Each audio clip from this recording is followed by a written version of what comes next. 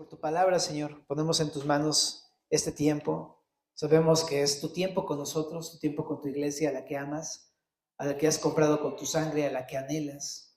Y por eso queremos pedirte para que tu palabra nos hable a nuestros corazones, Señor. Ayúdanos, compadécete de nosotros, Señor, necesitados de ti, y guíanos a tu verdad, en el nombre de Jesús. Amén. Levítico 24 está en la sección del libro de Levítico que habla acerca de los fiestas rituales y cosas rituales que tenía que hacer el pueblo. Estamos en la porción del capítulo 23 al 25. La semana pasada vimos las fiestas solemnes, ¿verdad? Pero ahora vamos a estar viendo más bien cosas que el pueblo santo de Dios debía hacer al ser santo, ¿verdad? Un pueblo de Dios. Y esto principalmente tiene que ver con la relación con otras personas, tanto la relación entre ellos mismos como pueblo, como la relación con los de afuera, que no eran parte del pueblo de Dios. Pues vamos a leer el verso número 1 del capítulo 24. Dice así: Habló Jehová a Moisés diciendo: Manda a los hijos de Israel que te traigan para el alumbrado aceite puro de olivas machacadas para hacer arder las lámparas continuamente. Fuera del velo del testimonio en el tabernáculo de reunión las dispondrá Aarón desde la tarde hasta la mañana, delante de Jehová. Es estatuto perpetuo por vuestras generaciones. Sobre el candelero limpio pondrá siempre en orden las lámparas delante de Jehová. Esta primera sección habla acerca de cómo el pueblo santo de Dios está llamado a dar testimonio delante de todas las personas acerca de quién es su Dios. Y la forma de hacerlo es a través de esto que vamos a ver el día de hoy. Primeramente le dice Jehová a Moisés, le dice: manda a los hijos de Israel que te traigan para el alumbrado aceite puro de olivas machacadas para hacer arder las lámparas. Entonces, si te acuerdas, en el tabernáculo del pueblo de Israel, que estaba puesto en medio de todo este pueblo, adentro había una lámpara, ¿te acuerdas? La menora o el candelabro de oro, que era una lámpara con 6 brazos y una caña central. Eran en total 7 pequeños como lamparitas unidas, todas juntas, como si fuera un árbol. Nos evoca mucho al árbol del Edén, por supuesto. Entonces, lo que tenían que hacer era prender esta lámpara más bien, debían de prenderla diario, ¿verdad? Y era en un mandato, aquí dice: manda a los hijos de Israel que te traigan para alumbrado aceite puro de olivas machacadas. Ellos tenían que tener constantemente preparado el aceite para que no faltara el aceite a la hora de encender este candelabro todos los días. Este aceite es de aceite de oliva. Ahí dice puro y son machacadas, entonces aceite de oliva. Y de esta manera hacían arder las lámparas continuamente.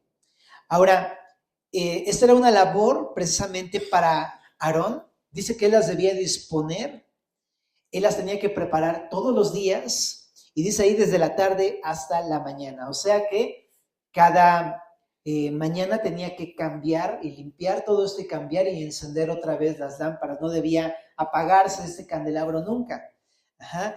Y también vemos que tenía, y dice que arder continuamente. Es algo que tenía que ser como un estatuto perpetuo para el pueblo de Israel. Y también hay algo interesante de todo esto. Dice aquí que tenía que tener el candelabro limpio antes de poder hacer el encendido de todas estas lamparitas, ¿no? Y todo tenía que hacerse en orden y tenía que hacerse delante de Dios. O sea, no podías sacar el candelabro, tenías que estar adentro del lugar santo para hacer todo esto. Pero esto nos habla el día de hoy a nosotros como cristianos de muchas cosas que tienen que ver. Nosotros también, no somos Israel, ya lo hemos comentado, pero somos la iglesia, ¿verdad? Y en Efesios nos explica cómo Dios creó un solo cuerpo, una nueva humanidad llamada la iglesia, en el cual ya no hay judíos y no judíos, ¿no? Sino ahora se trata de todos los que hemos creído en Cristo, y es una sola humanidad, un solo pueblo. Y nosotros también, al igual que Israel, estamos llamados a dar testimonio. ¿Por qué? Porque somos pueblo santo de Dios. Esa es la razón. Y en estas cosas veo muchísimas instrucciones para nosotros. En primer lugar, dice aquí que debían de mantener encendida la lámpara. Pero eso me recuerda muchísimo a lo que Jesús nos dijo en Mateo 5:14. Mateo 5:14 dice así. Jesús, ¿no? En el Sermón del Monte. Vosotros sois la luz del mundo. Una ciudad asentada sobre un monte no se puede esconder, ni se enciende una luz y se pone debajo de un almud, sino sobre el candelero y alumbra a todos los que están en casa. Lo que está diciendo es, ustedes están llamados a representar a Dios, el cual es luz. Lo que somos ahora en Cristo, al creer en Cristo, somos luz. Lo hemos estudiado en Efesios, ¿verdad? Nosotros somos eso porque nuestro Padre es luz, sus hijos también son luz, somos luz. Ajá. Pero dice, lo que somos no se puede esconder. O sea, si tú ves una luz en un monte, todo el mundo la ve porque está arriba y todo el mundo la ve. Es imposible que alguien no pueda ver lo que ahora somos al creer en Jesús, porque hay una transformación completa en tu vida. Es imposible ocultarlo, por más que digan, oye, ¿tú eres cristiano o algo así?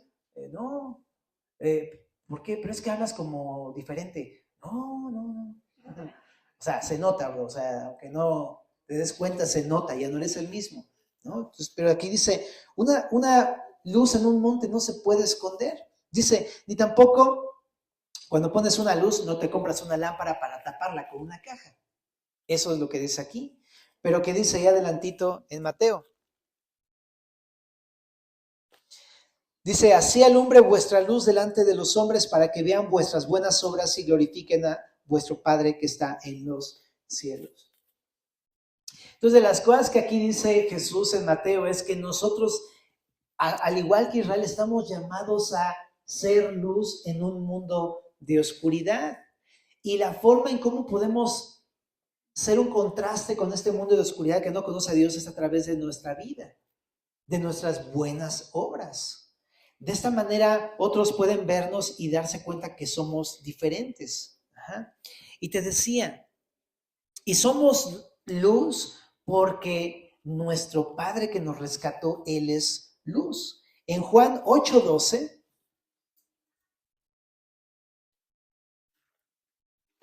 Jesús dijo esas palabras muy importantes. Yo soy la luz del mundo. El que me sigue no andará en tinieblas, sino que tendrá la luz de la vida. También en Juan 9:5 también dice, entre tanto que estoy en el mundo, luz soy del mundo. Jesús dice, yo soy luz. También Juan, el mismo autor del Evangelio de Juan que estamos leyendo en el capítulo 1, dice, aquella luz verdadera que alumbra a todo hombre venía a este mundo. En él estaba la vida y la vida era la luz de los hombres. Habla de esta luz como la fuente de vida, ¿no? Lo que le da sentido a la vida, lo que le da claridad a la vida, lo que saca de manifiesto todas las cosas que existen, lo que nos ayuda a entender todo lo que está a nuestro alrededor. Es la luz. Y Jesús es eso que nos ayuda a todo eso. Ajá. Jesús es el que da sentido a nuestra vida, el que trae claridad a nuestra vida, el que nos ayuda a ver por dónde caminar, el que nos ayuda a entendernos y entender todo lo de alrededor, el que nos ha dado vida también. Él es la luz, Jesús es la luz. Por tanto, si hemos creído en Jesús, dice ahí en Mateo, vosotros sois la luz del mundo. Poseemos este mismo atributo del Señor porque Él es luz, ¿ok? Entonces Jesús nos dice, ustedes son la luz, ustedes deben de tener asumir esta tarea o esta invitación, por así decirlo, de Jesús, de reflejar quién es Jesús, quién es Dios a través de sus buenas obras. Entonces, si te das cuenta, el día de hoy vivimos en un mundo de tinieblas, en un sentido moral, espiritual, social, o sea, estamos hundidos. Está terrible la cosa, por donde le volteamos, a ver. Y Jesús nos invita a que nosotros como parte de la familia de Dios reflejemos quién es Él. La primera forma es ahorita lo que vimos en Mateo, a través de nuestras buenas obras. Las personas, generalmente, hay pocas personas que hacen buenas obras, ¿no? Pero muchas veces si las hacen no es porque sean luz, sino simplemente es una forma muy moralista de vivir. Pero sin Cristo siguen viviendo en oscuridad. Una persona moral sin Cristo no ha nacido de nuevo. todavía no tiene esta nueva vida que Cristo ofrece, pero nosotros tenemos esta nueva vida, por lo tanto debemos pues ser como el Señor, ¿verdad? Pero entonces a través de nuestras buenas obras reflejamos quién es Jesús. Jesús vino a hacer muchas buenas obras entre nosotros. Pero también me lleva a este capítulo de Hechos 2:17, si me acompañas para allá.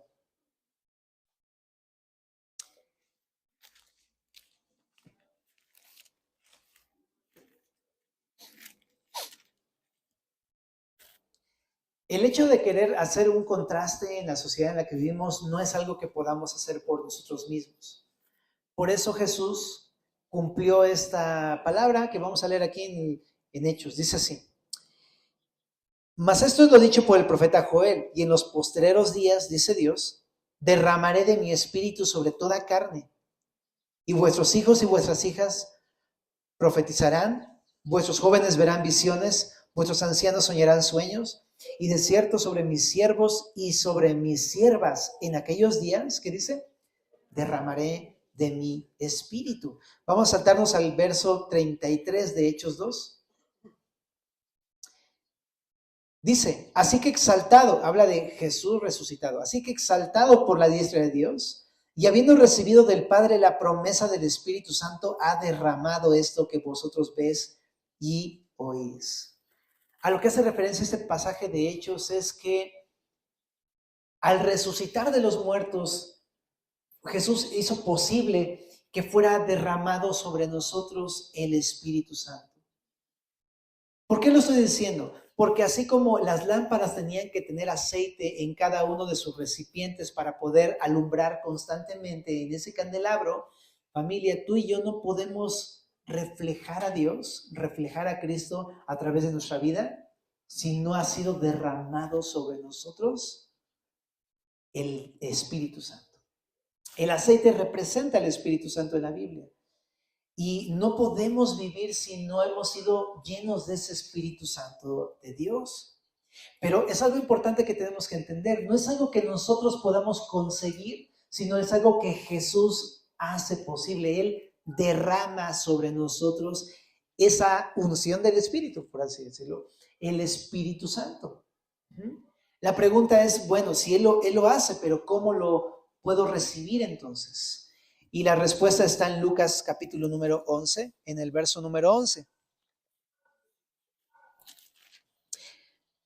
Dice, ¿qué padre de vosotros, si su hijo le pide pan, le dará una piedra?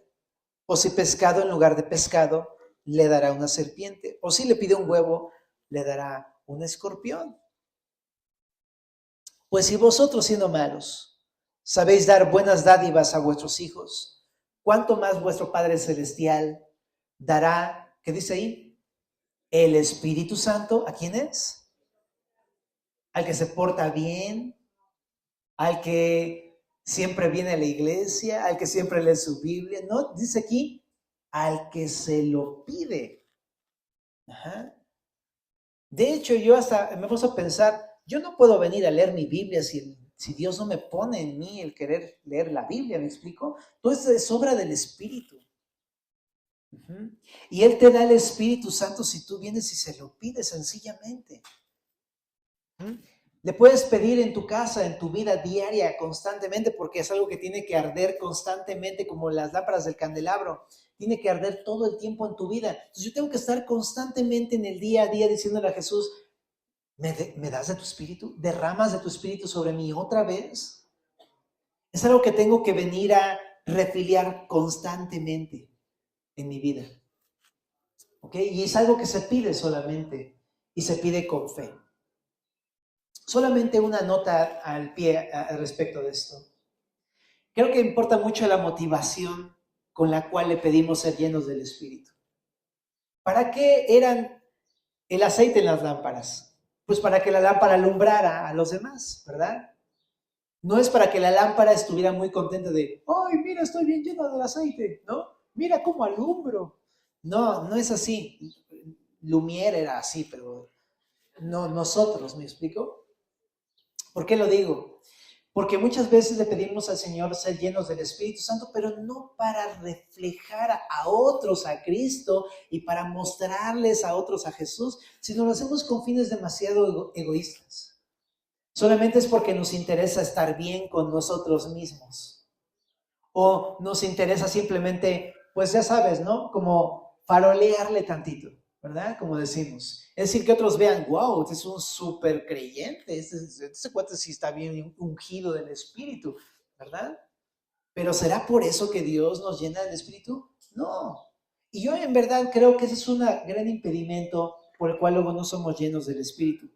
Porque si le pedimos al Señor con una motivación incorrecta, ¿para qué nos daría algo tan valioso y tan precioso para que lo desperdiciemos en cosas totalmente egoístas? Por eso yo creo que es bien importante que examines tu corazón y que realmente veas por qué se lo pides. Pero aquí dice que si tú se lo pides y tienes en tu corazón el anhelo, pues, de reflejar a Cristo, pues tú crees que no te lo va a dar. Por supuesto que te lo va a dar, porque ese es uno de sus propósitos más grandes del Señor Jesús, poder manifestarse en el mundo de oscuridad a través de nosotros, su iglesia.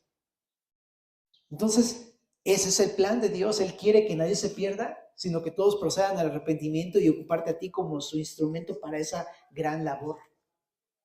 Entonces, ¿de qué Él quiere? Él quiere. De hecho, Él tomó la iniciativa. Él tomó la iniciativa de derramar su espíritu en la iglesia, en el Pentecostés, ¿verdad? Y Él también, por eso nos lo está diciendo en Lucas, porque Él quiere hacerlo en tu vida. Entonces, simplemente es descansar, pero tengo que alinear mi corazón a su voluntad. También algo bien importante, familia.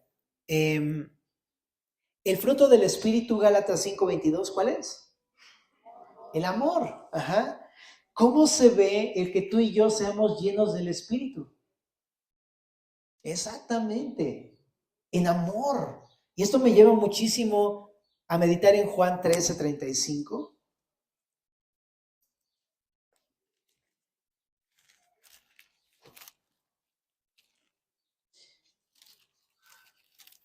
Porque dice, fíjate, en esto conocerán todos que sois mis discípulos. Si tuvierais, ¿qué? Amor los unos con los otros. O sea, la manera más evidente de poder reflejar la luz de Jesús es el amor. Cuando tú amas a los demás, empezando por los de casita, que nos amamos unos a los otros, ¿verdad? Y les mostramos las diferentes caras del amor a cada uno de nosotros y con los de afuera también. ¿Cómo es el amor? ¿Verdad? Pues hay varias porciones que podemos estudiar de eso, pero no lo vamos a ver a fondo. Pero ahí en Gálatas 5:22 dice, el fruto del Espíritu es amor, gozo, paz, paciencia, benignidad, bondad, fe, mansedumbre, templanza, significa dominio propio. ¿Pero por qué lo decimos uno por uno? Porque esa es la manera en cómo se ve la llenura del Espíritu Santo y es la forma en la que podemos dar testimonio. ¿Tú crees que una persona que no tiene gozo en su vida, que todo el tiempo está así chicopalada, tú crees que realmente está reflejando la luz del Señor, la santidad del Señor? Yo soy una persona bien depresiva. Ajá. Tiendo mucho a, ya sabes, a ser muy como bajoneado y no, pues ya pasó esto, ya pasó el otro. Y le batallo demasiado y le tengo que estar pidiendo al Señor otra vez, lléname de tu espíritu para poder mostrarle gozo a mis hijos en la casa. Ajá. Para poder mostrarles gozo a mi esposa en la casa, porque yo soy una persona muy dada así al bajón. Por favor, ¿me ayudas? Y es algo que tú sabes en la casa, ¿cómo te conocen en la casa? ¿No? ¿Me explico? Entonces te das cuenta que no estamos viviendo como un pueblo realmente santo en estas cosas, porque no estamos reflejando la luz del Señor. O espérate, el gozo, la paz. Somos todos nerviosos y nunca estamos tranquilos. Es más, estamos tan impacientes que todo el tiempo estamos contagiando a todos de nuestra inseguridad y nuestro temor. En la casa, en mi casa. O de la paciencia, ¿no? No somos para nada pacientes. ¡Wow! Yo no digo que sea fácil, por eso necesitamos al Espíritu. Pero eso es lo que estamos llamados a hacer. Cuando somos pacientes reflejamos la santidad del Señor. Gozo, paz, paciencia, bondad, benignidad, ¿no? Fe. La palabra fe es impresionante, ¿no? Se puede traducir como fe o fidelidad, cualquiera de las dos. Pero cuando te ven a ti una persona que todo el tiempo está dudando y dudando y dudando, ¿qué diferencia hay cuando ven en ti un papá, por ejemplo, que está lleno de fe? No te preocupes, hijo, todo está en control, ¿no? En vez de decirle, híjole, ¿qué vamos a hacer? ¿Qué vamos a hacer? No, ¿qué onda con eso, familia? ¿Me explico? Falta de fe en el Señor Jesús. ¿Qué diferencia es cuando ven en mí alguien de fe? Todos dicen, ah, sí, ¿verdad? Tenemos que confiar en Dios, ¿verdad? Claro. Eso refleja la santidad, la luz de Cristo. No fe, mansedumbre. O sea, ¿cómo te explico? Mansedumbre es poder en control. Eso significa mansedumbre, ¿no? No es debilidad, sino es poder bajo control del Señor, ¿no? Saber que yo podría contestarle a alguien de una manera dura y mala onda, pero decir no, porque el Espíritu Santo está en mí, yo tengo que reflejar la santidad de Cristo y voy a depender del Espíritu y voy a ser manso, ¿verdad? O dominio propio. Por supuesto que necesitamos esto en nuestras vidas todo el tiempo, dominar nuestros propios impulsos y deseos y emociones y todo, necesitamos controlar nuestra lengua. Ahorita lo vamos a ver también. Ok, pero ¿qué es lo que veo con esto? Cuando tú y yo dejamos que el Espíritu Santo nos llene, entonces vamos a reflejar quién es Jesús. Y por lo tanto, eso significa vivir en santidad, familia. Una persona que vive de una manera contraria todo el tiempo a esas cosas, realmente no está viviendo en santidad. Yo te invito para que si tú te estás dando cuenta que realmente tu vida no es tan santa como tú crees porque no vives por el Espíritu de Dios, o sea, me refiero a gobernado y guiado por el Espíritu de Dios, hoy es un buen día para recapacitar y para poder decirle, Señor, perdóname, no estoy reflejándote, no estoy reflejando tu santidad.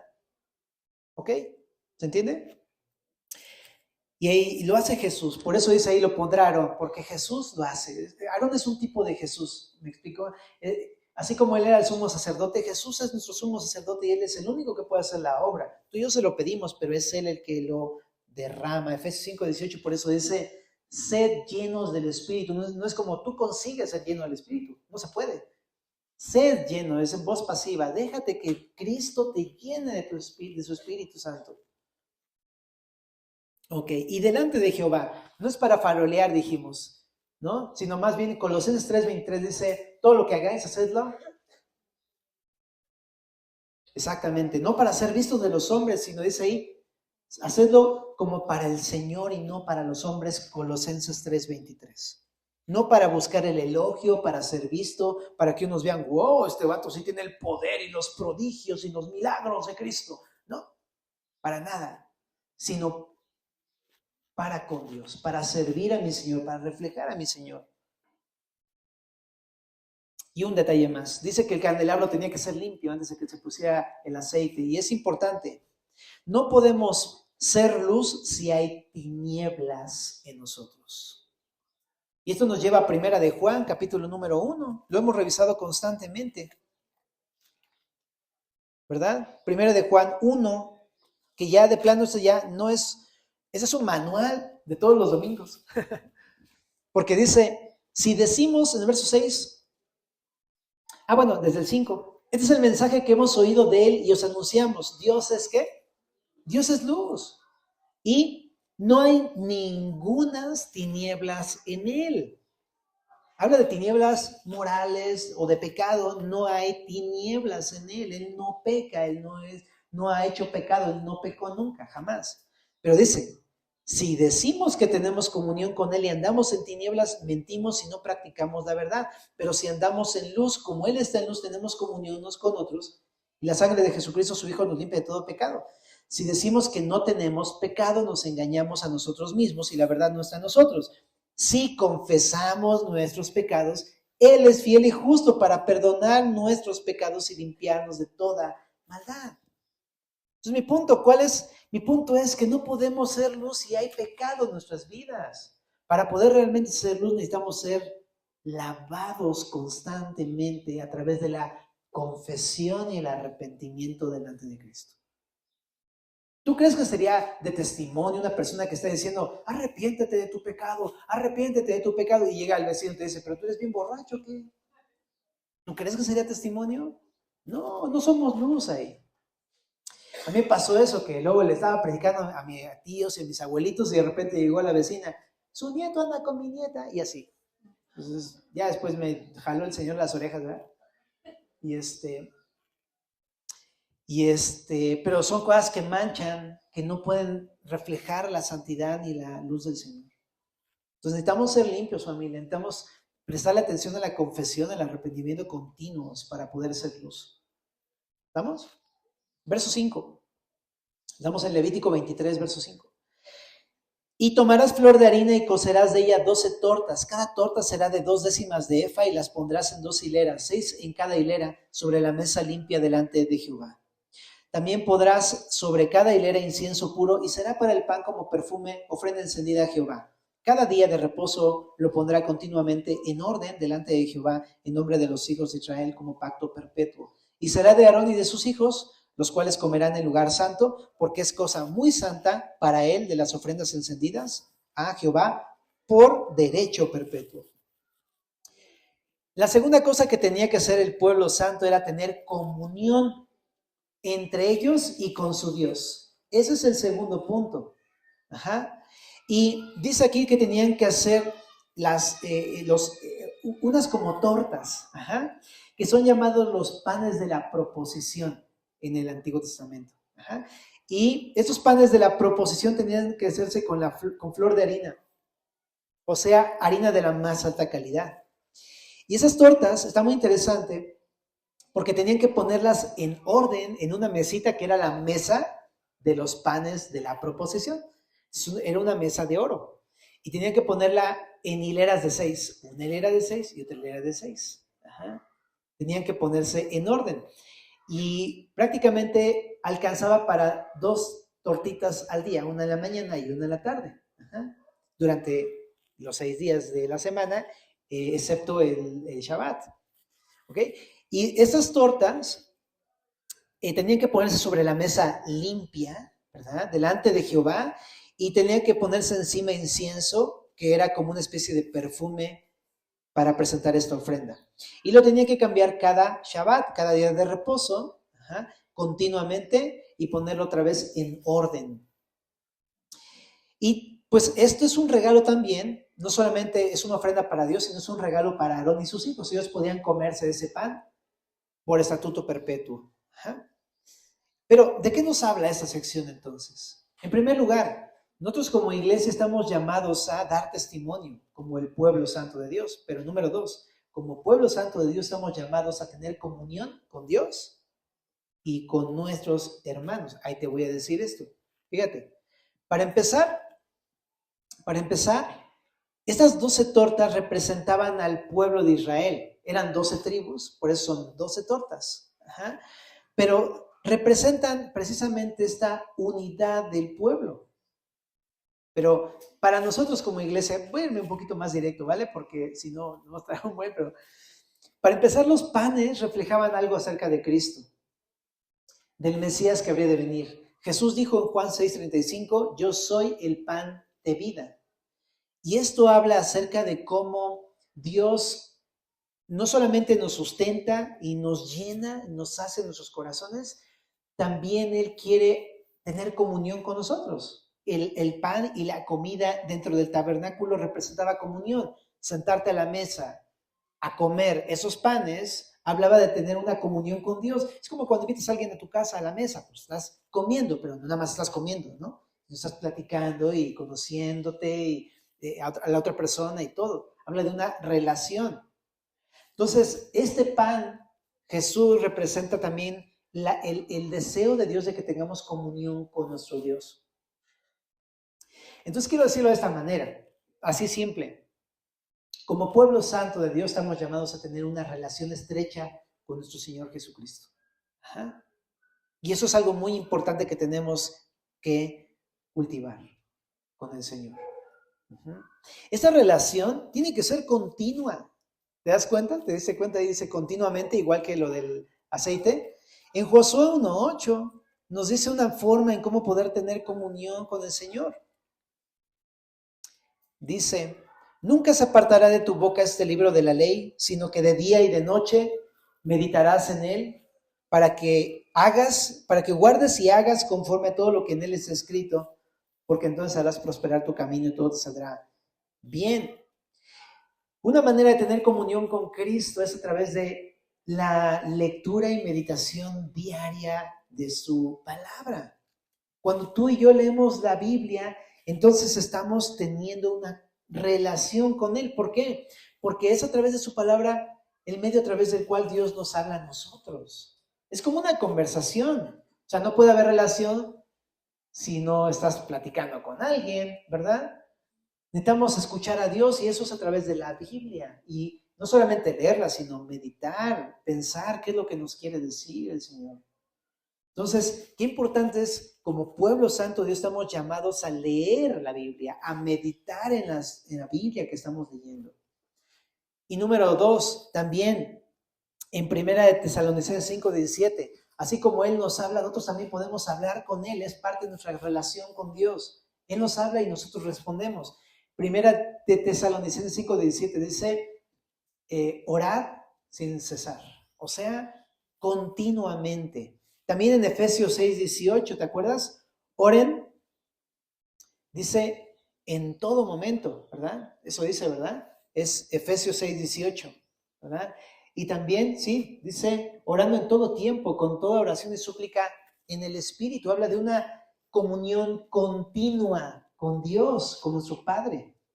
Pero también en 1 Timoteo 2:8 dice, oren en todo lugar, levantando manos antes al Señor. Entonces habla de una relación, si te das cuenta, una relación continua con Dios. Somos el pueblo de Dios. Estamos llamados a eso, mi querida familia. Es algo que tenemos que hacer permanentemente y continuamente. Yo al menos en esto no solamente veo un rato en la mañana, que sí, tengo que guardar mi tiempo devocional para buscar al Señor, pero aparte durante el día tengo que estar orando. O sea, es algo que dependo de Él. Tengo que estar orando y de repente saco ahí el versículo. Por eso luego muchos llevan su Biblia ahí para todos lados, ¿no? En la mochila.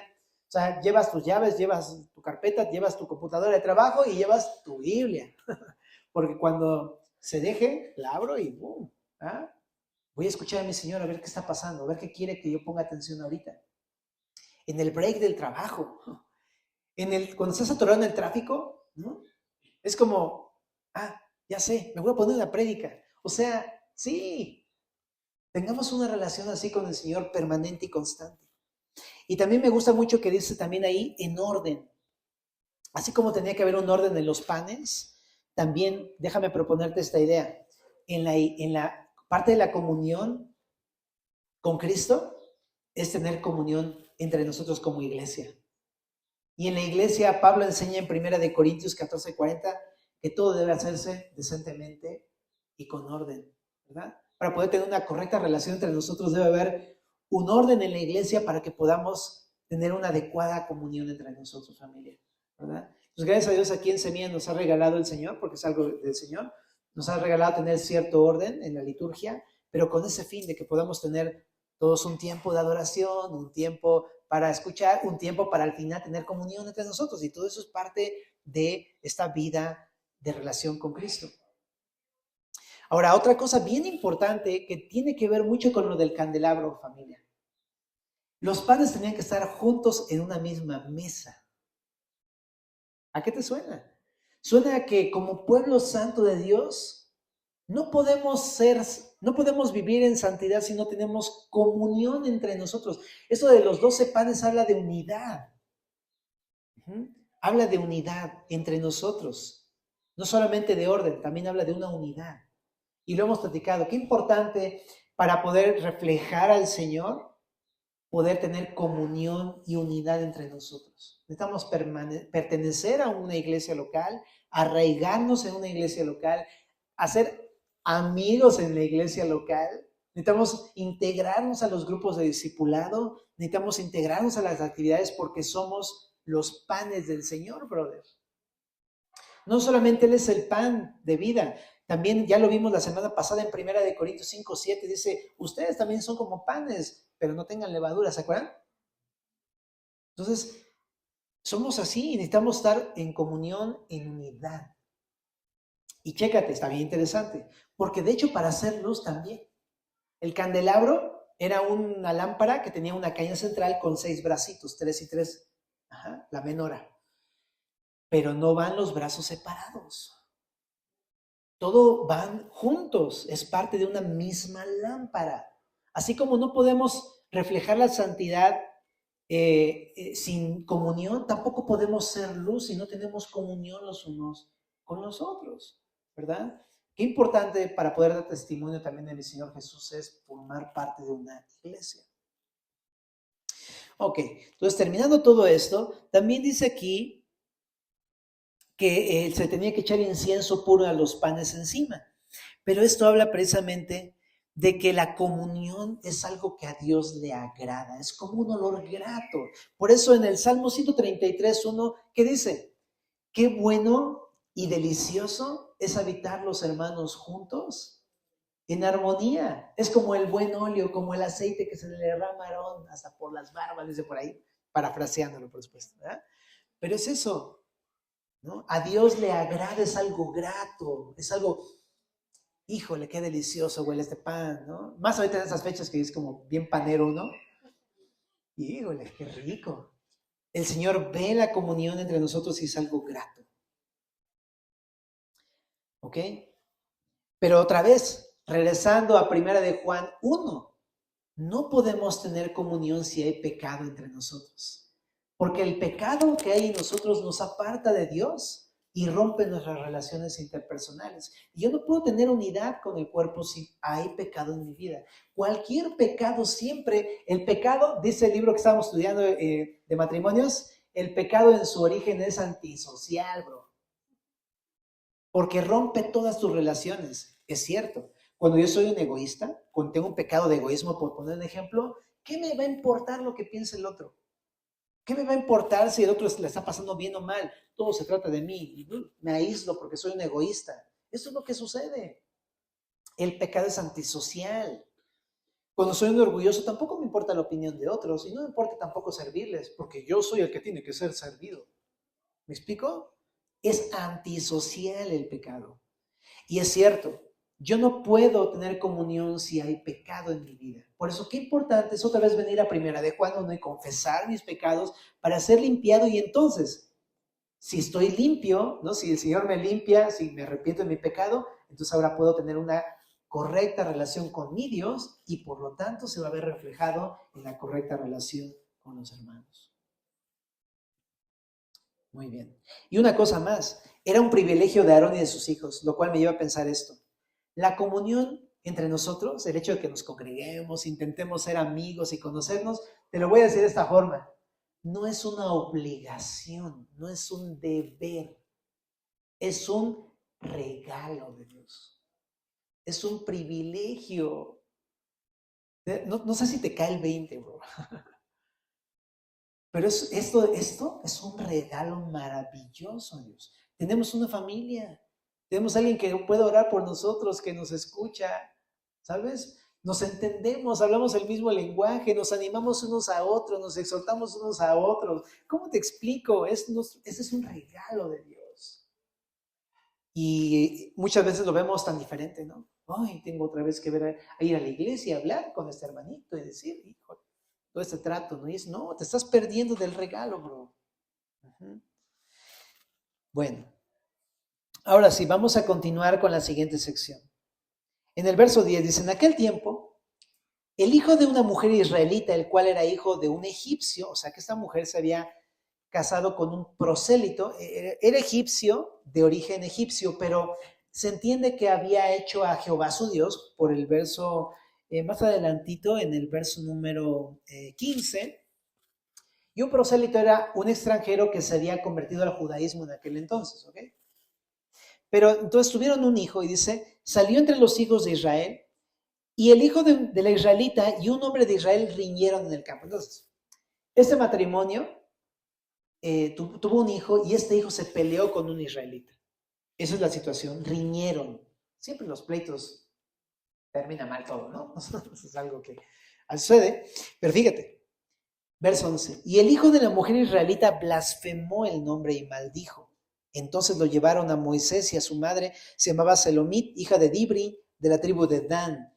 Y lo pusieron en la cárcel hasta que le fuese declarado por palabra de Jehová. Me gusta que el pueblo no actuó impulsivamente, sino que estaban como con dudas. A lo mejor algunos pensaban, no, sí, hay que lincharlo y apedrearlo, pero uno decía, no, espérate, o sea, es que es el hijo de un egipcio y pues, ¿cómo podemos apedrearlo si pues, es prosélito? Entonces, ¿qué onda? ¿Qué hacemos?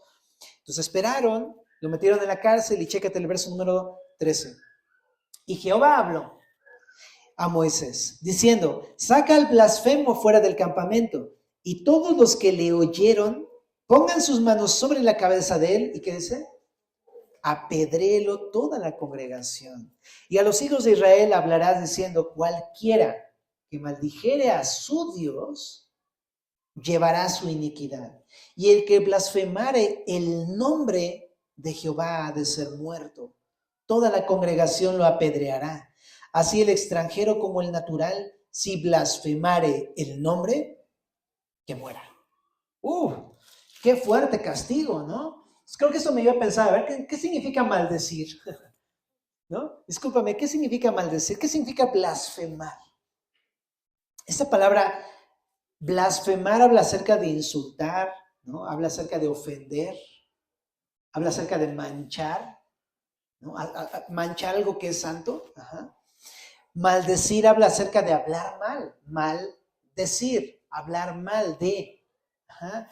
Entonces, no sabemos de qué forma maldijo o blasfemó, probablemente dijo groserías o profirió alguna especie de maldición en contra de Dios o probablemente lo insultó. O sea, no sabemos de qué manera fue, pero qué bueno que no lo explica porque nos deja entender que hay una gran gama de formas en las que uno podría hacer lo mismo. Y entonces el castigo de esta blasfemia fue muerte. Y se entiende por lo que dice aquí el Señor, que este hombre, aunque era hijo de un prosélito, un egipcio, formaba parte del pueblo de Dios porque dice en el verso número 15, cualquiera que maldijere a su Dios, o sea que este hombre sí había recibido a Jehová como su Dios. Ajá. Entonces sí era parte del pueblo de Dios. Por eso es que viene sobre él todo este castigo tan severo. Una persona que maldice a Dios sin conocer a Dios, lo puede uno entender como simplemente como ignorancia, porque no sabe quién es Dios. Pero alguien que conoce que Dios es santo y maldecir a un Dios que es santo, bro, estamos en problemas. Pero ahora, ¿qué me enseña aquí a nosotros el día de hoy? Que un pueblo santo cuida de su hablar. Ahora, chécate, te quiero llevar a varios pasajes. Primeramente, Primera de Corintios 12:3.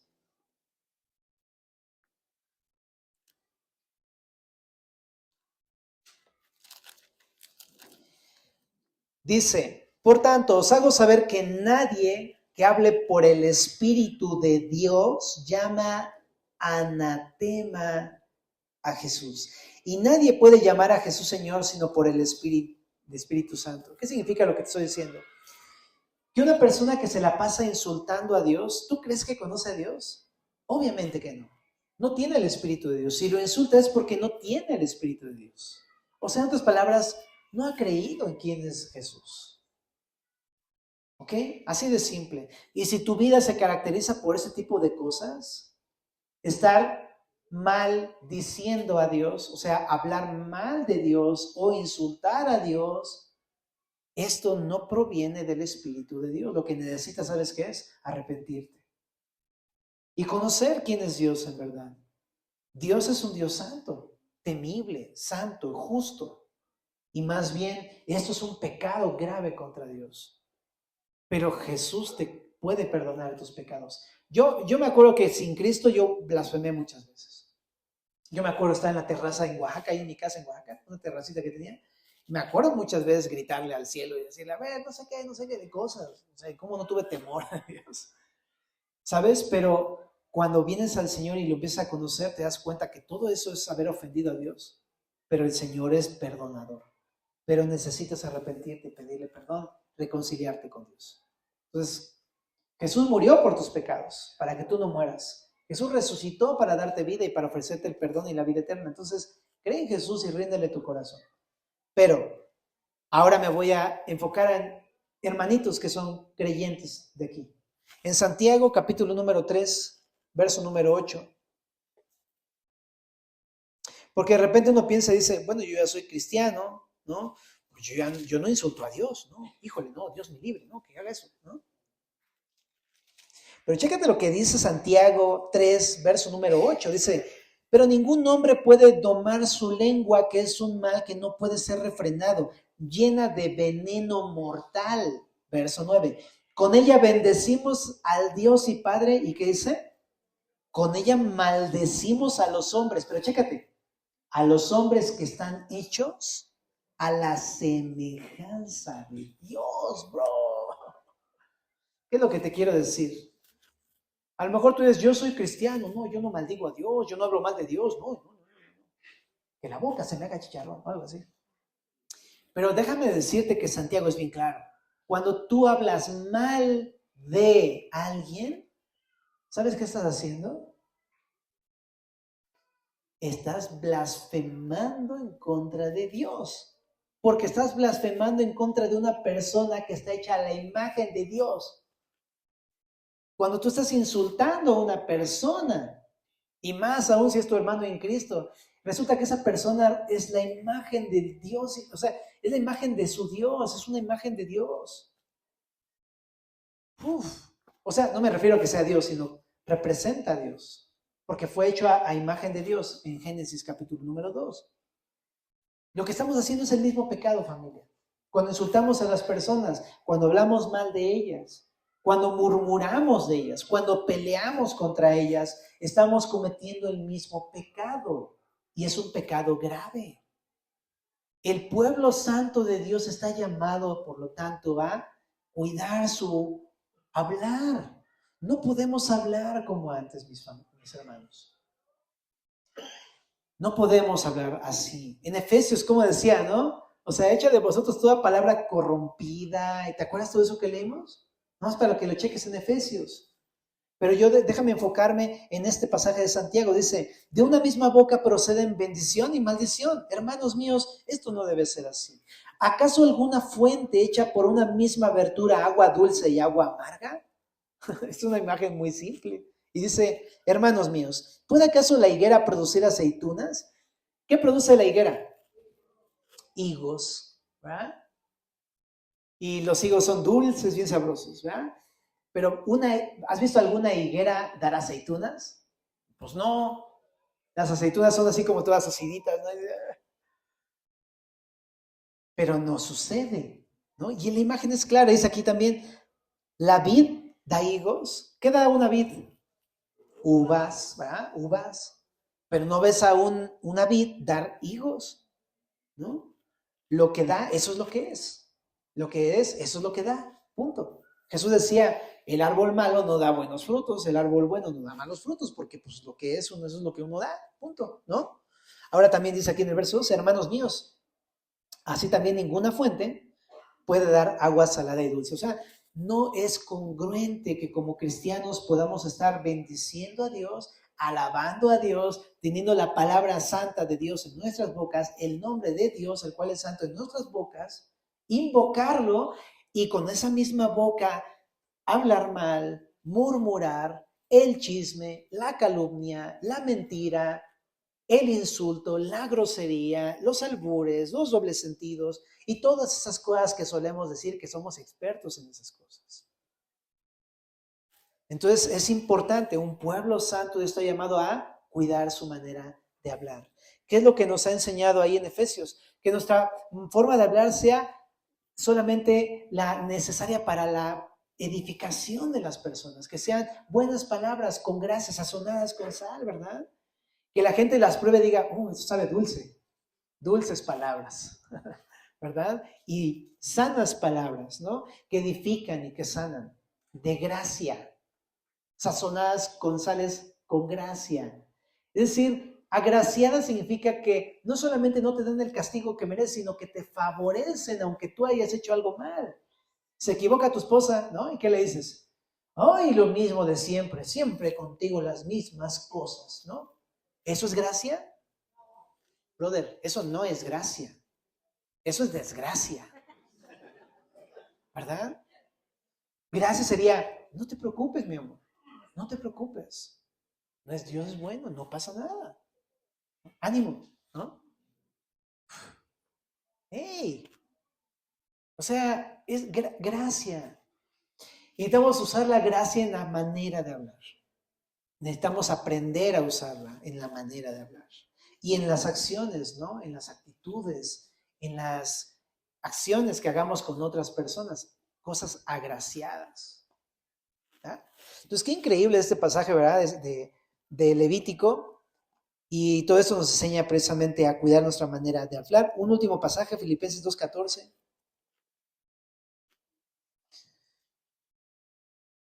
Me gusta que empezó a salir el sol, ¿verdad? Ahora sí ya, ¿eh? Paletas. Dice, haced todo sin murmuraciones y contiendas para que seáis irreprensibles y sencillos. ¿Qué dice? Hijos de Dios, sin mancha, en medio de una generación maligna y perversa, en medio de la cual resplandecéis como luminares en el mundo. Lo que dice es que si queremos realmente ser un contraste en el mundo y en nuestras relaciones interpersonales, necesitamos aprender a no hablar como habla el mundo, sin murmuraciones y sin pleitos, ¿verdad? Y también dice aquí, ¿cómo le hago? Verso 16, ha sido de la palabra de vida para que en el día de Cristo yo pueda gloriarme de que no he corrido en vano ni en vano he trabajado. No hay otra manera de poder tener un fruto agradable a través de mi hablar, si no es primero veniendo al Señor y asirme de la palabra de vida, para que entonces lo que brote de mí sean las palabras de vida, no las palabras de Josué que siempre salen, ¿ah? Sino las palabras de vida del Señor. Si estás conectado a la fuente, va a salir eso. ¿Okay? Entonces, qué importante estar asidos de la palabra, tomados de la Biblia, ¿verdad? Leyéndola constantemente.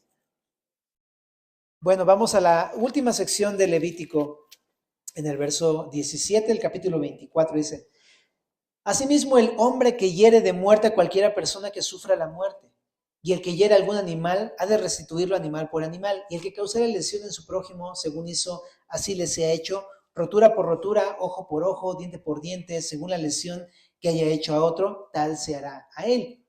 El que hiere a algún animal ha de restituirlo, pero chécate, más el que hiere de muerte a un hombre que muera. Un mismo estatuto tendréis para el extranjero como para el natural, porque yo soy Jehová vuestro Dios. Y habló Moisés a los hijos de Israel, y ellos sacaron del campamento el blasfemo y lo apedrearon, y los hijos de Israel hicieron según Jehová había mandado a Moisés.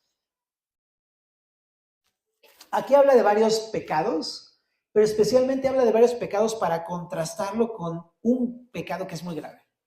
Está mal, por supuesto, matar a un animal, ¿no? Y habla precisamente de cuando un animal era propiedad de un vecino, pues tenías que restituírselo. Obviamente eso está mal, cuando alguien se pasa de lanza, perdón por decirlo así, pero se pasa de lanza con un bien tuyo y te daña y luego ya no te quiere pagar, ¿no?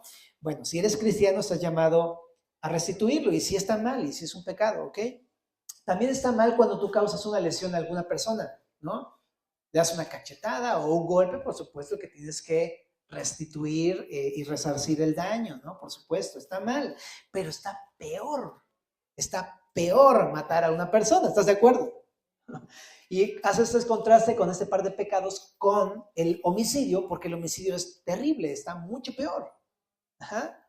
Entonces, en esta sección el Señor nos muestra que un pueblo santo debe de